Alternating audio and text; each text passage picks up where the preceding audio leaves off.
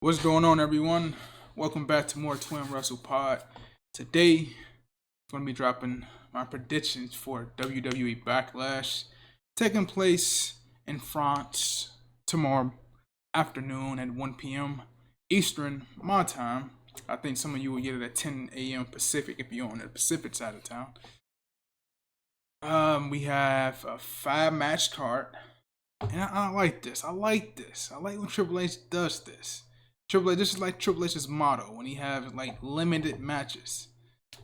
I think last year's Backlash was probably the same, probably with like 2 more matches added on, but I can get down with 5 matches. Four of which are championship matches, with 2 world championships, with 3 world championships, single matches, or 2 singles matches, 1 triple threat, and 1 tag team. I can get down with this match card. If it's any indication of what previous international event was, which I can't remember, Australia, Perth, but in terms of like Backlash last year in Puerto Rico or like Money in the Bank last year, I think we're gonna expect some surprises. Being that this is a 5 match card, and if it's at 1 p.m., I expect the pay per view probably to go 2.5 to 3 hours. So roughly around 4 p.m. it would end. So I expect some surprises here and there, and we'll get into one surprise I think we should have for sure in the match without a championship, as you can see. And you know what? We're gonna kick this show off with Damian Priest versus Jay Uso. Now I think this is a bit of a no-brainer.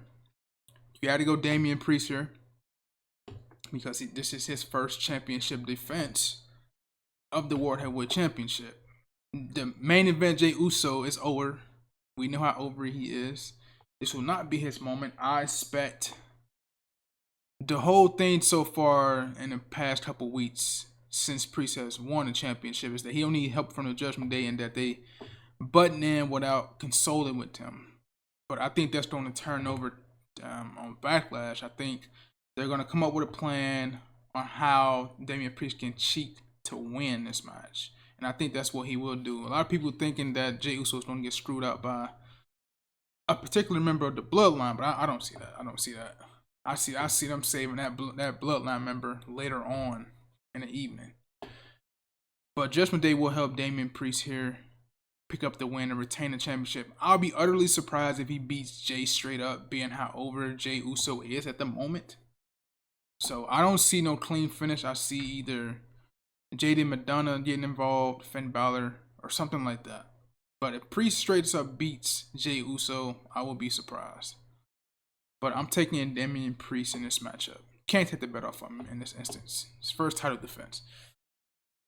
Alright, now we got the Women's Tag Team Championship matchup with the Kabuki Warriors, Kairi Sane and Asuka defending their Women's World Championships against the team of Jade Cargill and Bianca Belair, the modern day women's version of the Mega Powers. I think, this is another no-brainer. Being that the Kabuki Warriors are on Raw, now they got drafted. Damage Control has been drafted to Raw, and Bianca and Jade have been drafted to SmackDown. So I think you want to keep those championships with the 2 Mega Powers so you can have them something to do heading towards SummerSlam and into this summer.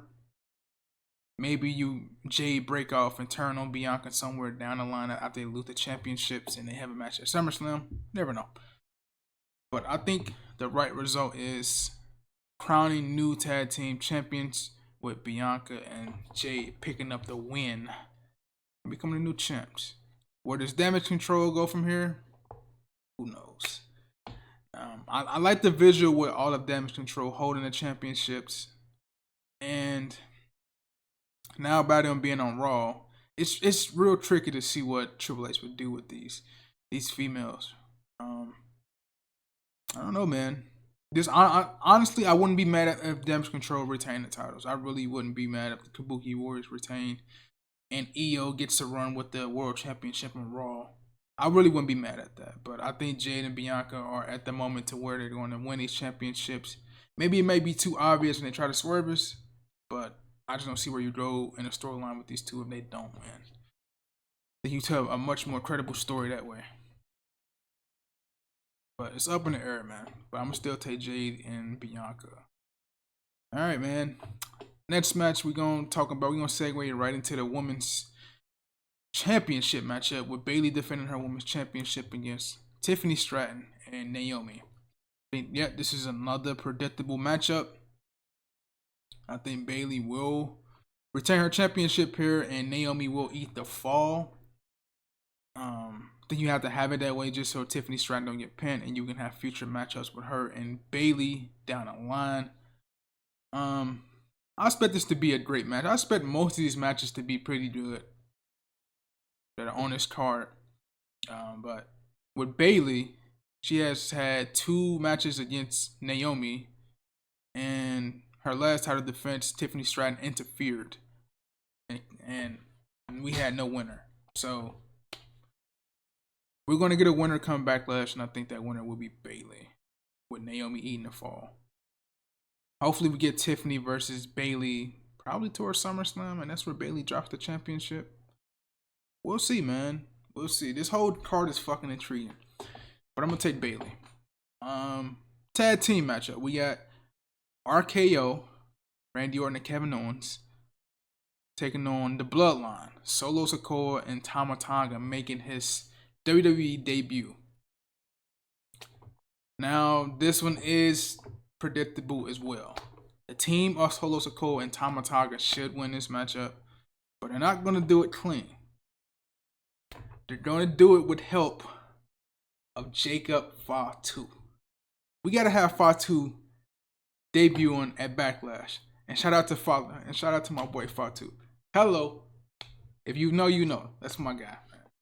Jacob Fatu. If you ain't hip to him, come Backlash, you will be. But I suggest you look up highlights of Jacob Fatu, who is one of the best wrestlers in the world. Part of the Samoan dynasty, part of the bloodline. I mean, he's just authentic to the bone, bro. So I'll definitely suggest you check out some Jacob Fatu footage on the YouTubes. But yeah, I think Jacob Fatu helps Tama Tonga and Solo Sikoa pick up the win, and they pin Kevin Owens, not Randy Orton.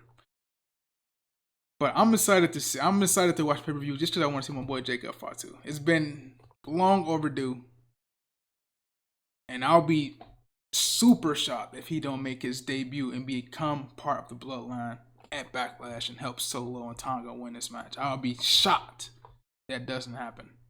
But I'm just looking forward to that if it do, man. I really am. Like, that's the most thing I'm looking forward to on this entire card. The debut of Jacob Fatu. So I'm taking Solo Sikoa and Tama Tonga. Our main event, WWE Undisputed Championship. Well, let me get that right. WWE Undisputed Universal Heavyweight Championship matchup. The American Nightmare defending his WWE Undisputed Universal Championship against the phenomenal AJ Styles. Obviously kind of predictable. I told you guys last time, AJ Styles at this point where he's putting guys over and having good matches in the process.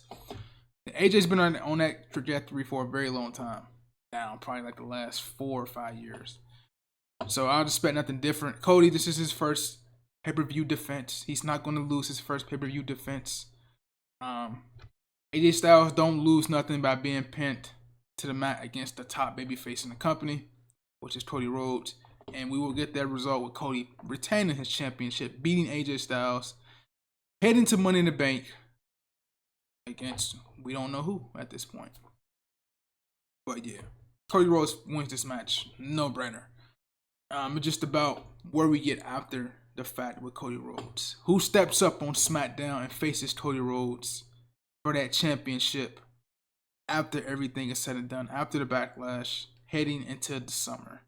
We'll see, man. But this 5-match card is predictable. Like I always tell you guys on this channel, predictability is not always the worst case scenario. It's not a bad thing.